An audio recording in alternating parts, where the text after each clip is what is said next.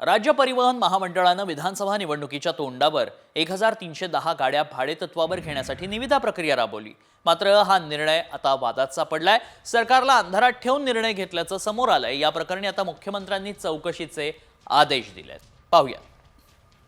ST मध्ये 2000 कोटींचा घोटाळा, भाडेतत्वावर बस घेण्याचा निर्णय वादात,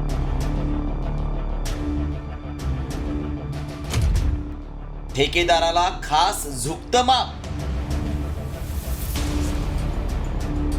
राज्य परिवहन महामंडळानं 1310 बस गाड्या भाडेतत्वावर घेण्याचा निर्णय सरकारला अंधारात ठेवून घेतल्याचं समोर आलंय।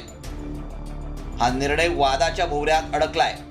या व्यवहारात महामंडळानं ठेकेदारावर खास मेहरबानी दाखवल्याचं बोललं जातंय। त्यामुळे महामंडळाला सुमारे 2000 कोटींचा आर्थिक फटका बसला असण्याची शक्यता आहे। त्यानंतर आता मुख्यमंत्री देवेंद्र फडणवीस यांनी निर्णयाला स्थगिती दिली असून परिवहन विभागाच्या अप्पर सचिवांमार्फत चौकशीचे आदेश दिल्याची माहिती सूत्रांनी दिली आहे। प्रचलित पद्धतीनुसार विभागनिहाय गाड्या घेण्याची पद्धत बंद करून सर्व विभागांची केवळ 3 समूहात विभागणी करण्यात आली आहे। प्रत्येक समूहात किमान 400 ते 450 याप्रमाणे 7 वर्षांसाठी 1310 गाड्या भाडेतत्वावर घेण्याचा निर्णय घेतला गेला। Messrs Anthony road transport solution private limited,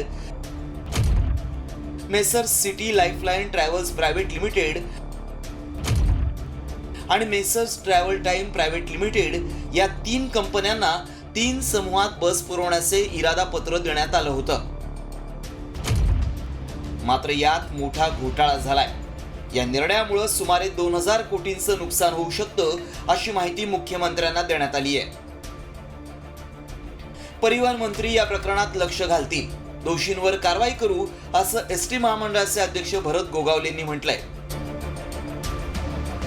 आताच तर परिवहन मंत्री म्हणून प्रताप सरनाईकांनी चार्ज घेतलेला आहे। मला निवडणुकीच्या 15 दिवस अगोदर हा चार्ज मिळाला होता मंडळाचा, परंतु आता हे परिपूर्ण मंत्री आहेत, त्यामुळे जे काय असं काय झालेलं असेल, घडलं असेल, त्याची चौकशी करून जो कोण असेल त्याला शासन होईल। या घोटाळ्यातील काही बाबींवर प्रकाश टाकूया। 2022 मध्ये 44 रुपये प्रति किलोमीटर दरानं 500 गाड्या भाडेतत्वावर घेण्यात आल्या। निविदेत डिझेल खर्च वगळून 39 ते 41 रुपये प्रति किलोमीटर दर देण्यात आला। तडजोडीनंतर डिझेल खर्च वगळून 34 रुपये 30 पैसे आणि 35 रुपये 40 पैसे असा दर ठरवण्यात आला।